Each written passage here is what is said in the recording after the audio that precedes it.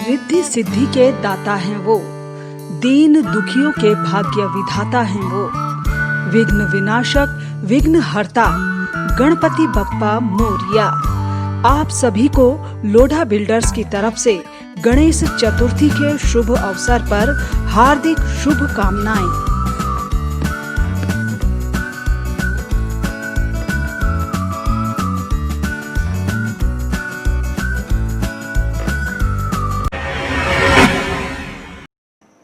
नमस्कार, आप देख रहे हैं इंडिया लाइव 24। आपके साथ मैं हूं राखी खंडूरी, हाजिर हूं तमाम खबरों के साथ। तो चलिए करते हैं खबरों की शुरुआत।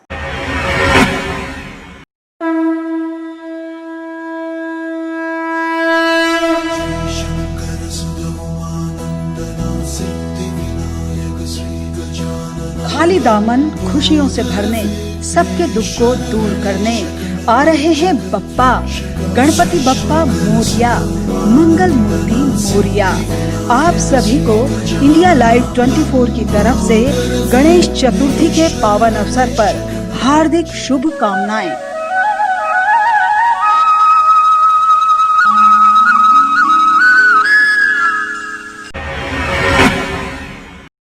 बिहार चुनाव को लेकर सभी राजनीतिक दलों ने कमर कस ली है।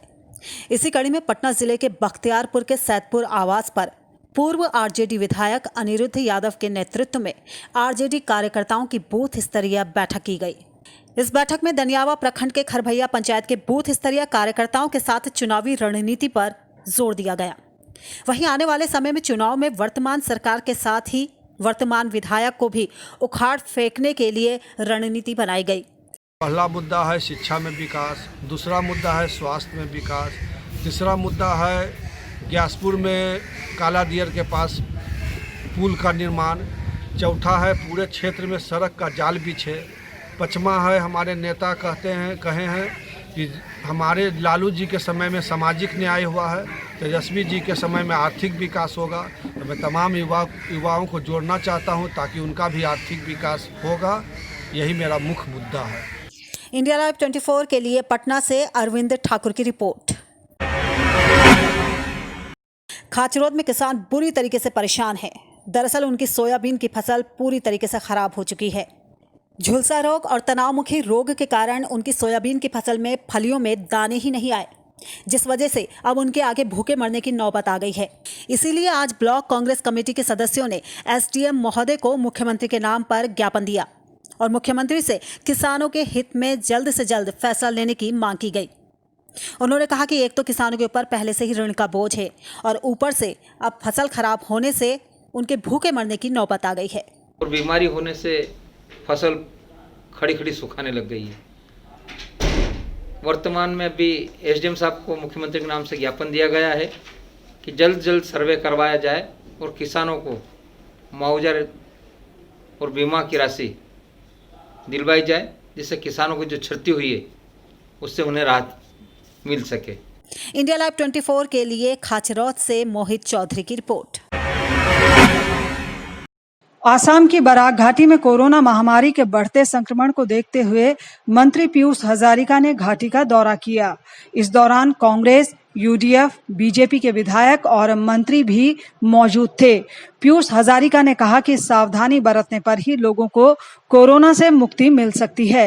सिलचर मेडिकल कॉलेजत 36 जन मानुहर कोविडत मृत्यु हुई।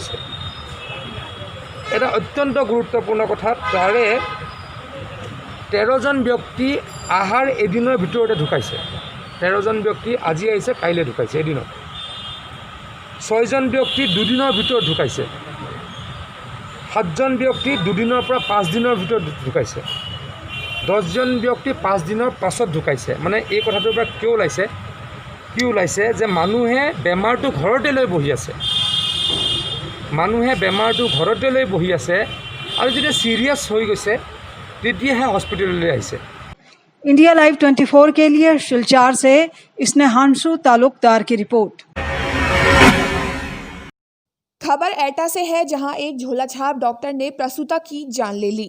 प्राप्त जानकारी के अनुसार युवक दोपहर 1 बजे अपनी पत्नी के साथ क्लिनिक पहुंचा था, तो डॉक्टर ने इलाज करना शुरू कर दिया।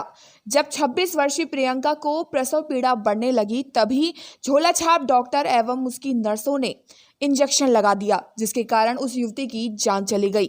मृतका के परिजनों ने झोलाछाप डॉक्टर पर जानबूझकर प्रसूता की जान लेने का आरोप लगाया है और कोतवाली नगर में तहरीर दी है।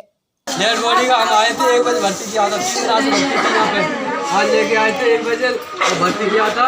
इसने इंजेक्शन लगाया था, उसे यहाँ 20 मिनट बाद घबराने लगी, सोई को छोड़ के भाग गया। कहने लगा हमसे कि इसको आगरा ले जाओ, और सोई घबराने लगी, सोई खत्म हो गई, तू भाग गई। इंडिया लाइव 24 के लिए एटा से आमिर खान की रिपोर्ट।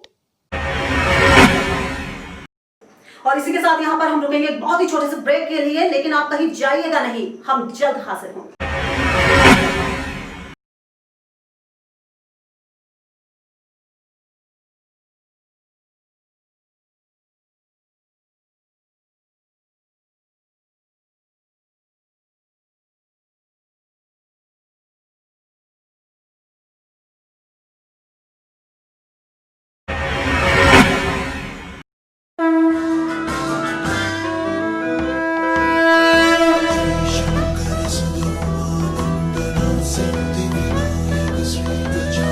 खाली दामन खुशियों से भरने, सबके दुख को दूर करने आ रहे हैं बप्पा, गणपति बप्पा मोरिया, मंगल मूर्ति मोरिया। आप सभी को इंडिया लाइव 24 की तरफ से गणेश चतुर्थी के पावन अवसर पर हार्दिक शुभकामनाएं।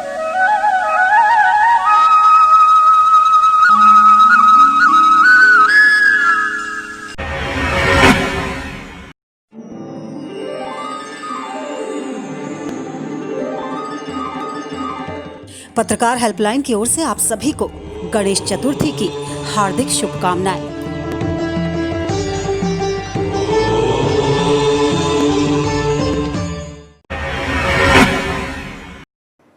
ब्रेक के बाद आपका स्वागत है और चलिए बढ़ते हैं अगली खबर की ओर।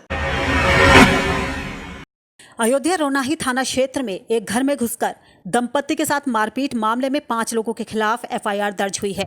आपको बता दें कि ये मामला अयोध्या के कोला गांव का है, जहां नदीम अहमद और उसकी पत्नी नाजिया के साथ गांव के 5 लोगों ने मारपीट की।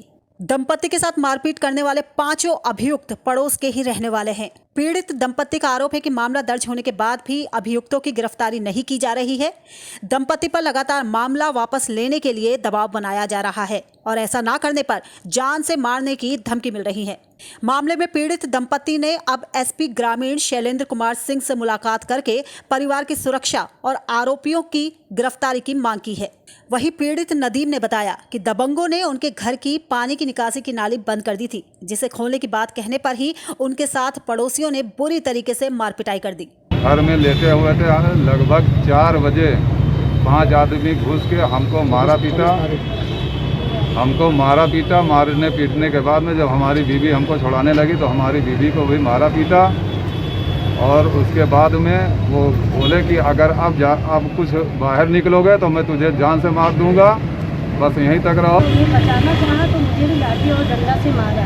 उसके बाद मेरी एफआईआर रोनाही थाने में दर्ज हुई, लेकिन अभी तक कोई कार्रवाई नहीं हुई। ये 24 तारीख की बात है, अभी तक कोई कार्रवाई नहीं हुई। मुजरिम ऐसे ही घूम रहा है और हमें वार्निंग दे रहा है कि एफआईआर अपनी वापस ले लो, नहीं तुम्हें जान से मार दूंगी। वहीं पुलिस का कहना है कि मामले की जांच की जा रही है और जल्द ही कार्रवाई की जाएगी। थाना रोनाही अंतर्गत ग्राम यहिया कोला में एक मारपीट की घटना हुई थी, जिसमें नदीम और नाजिया के घर में घुसकर कुछ लोगों ने मारपीट की थी।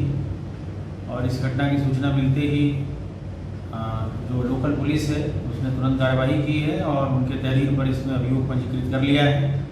और उसकी विवेचना हो रही है और अभियुक्तों के विरुद्ध नियमानुसार विधिक कार्रवाई अमल में लाई जा रही है। इंडिया लाइव 24 के लिए अयोध्या से ब्रजेश सैन की रिपोर्ट। ऑक्सफोर्ड यूनिवर्सिटी और एस्ट्राजेनेका कंपनी भारत के सीरम इंस्टीट्यूट के साथ मिलकर वैक्सीन तैयार कर रही है।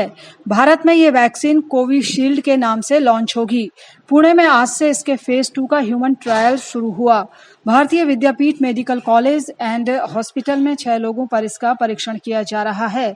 अगर रिजल्ट अच्छे रहे तो फिर 300 से 350 लोगों को ये वैक्सीन दी जाएगी। 6 लोगों पर ये ट्रायल किया जा रहा है। साथ ही उनके सभी टेस्ट किए जाएंगे और पल पल की उनकी खबर भी रखी जाएगी।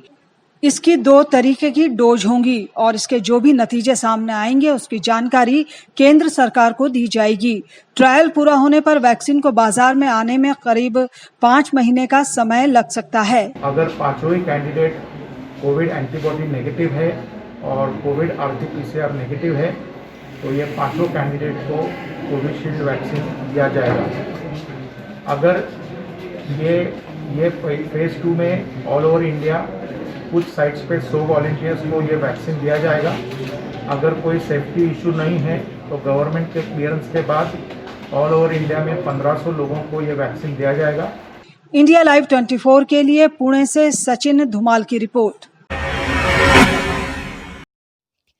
अलीगंज चौक पर धक्का लगने से एक 35 वर्षीय व्यक्ति की मौत सड़क हादसे में हो गई। हसनगंज रोड RK ग्रिल निवासी मृतक दीपक साहा मजदूरी करने के लिए भागलपुर जाते समय अज्ञात गाड़ी की चपेट में आ गया। स्थानीय लोगों द्वारा परिजनों को सूचना मिलने पर मायागंज अस्पताल में ले जाया गया, जहां इलाज के दौरान उसकी मौत हो गई। दूसरी घटना जगदीशपुर टेकानी पोखर की है, जहां बोलेरो के चपेट में आने से 40 वर्षीय महिला की मौत सड़क हादसे में हो गई। इंडिया लाइव 24 के लिए भागलपुर से श्यामानंद सिंह की रिपोर्ट।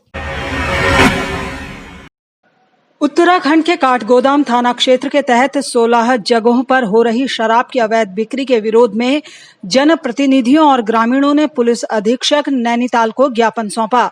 ज्ञापन में यहां हो रही अवैध शराब की बिक्री पर रोक लगाने की मांग की गई है। ग्रामीणों और जनप्रतिनिधियों का कहना है कि यहां हो रही अवैध शराब की बिक्री की वजह से पूरे इलाके में अशांति और अराजकता का माहौल बना हुआ है। साथ ही चेतावनी दी है कि 10 दिन के अंदर अगर यहां शराब बेचने पर रोक नहीं लगाई जाती तो वो आंदोलन करने पर मजबूर होंगे। इससे पहले आंदोलन की अध्यक्षता कर रहे पूर्व क्षेत्र पंचायत सदस्य अर्जुन सिंह बिष्ट की अगुवाई में तमाम ग्राम प्रधान संगठन और BDC मेंबर ने बुद्ध पार्क में इस सब के खिलाफ जोरदार नारेबाजी की और भविष्य में शराब की अवैध बिक्री को रोकने के लिए ग्राम प्रधानों द्वारा ठोस नीति बनाई जाने की बात भी कही। इंडिया लाइव 24 के लिए हल्द्वानी से शेखर नागिला की रिपोर्ट। और फिलहाल इसी के साथ इस बुलेटिन में बस इतना ही। दीजिए इजाजत, नमस्कार।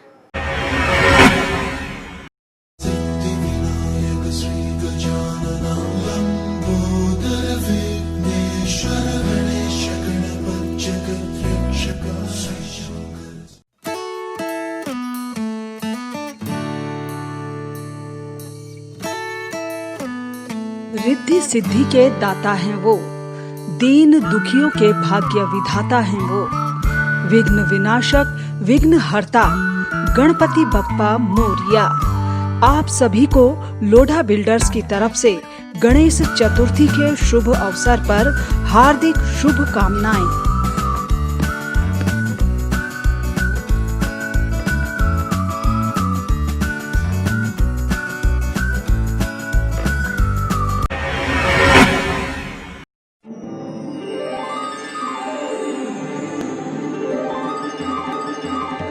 पत्रकार हेल्पलाइन की ओर से आप सभी को गणेश चतुर्थी की हार्दिक शुभकामनाएं।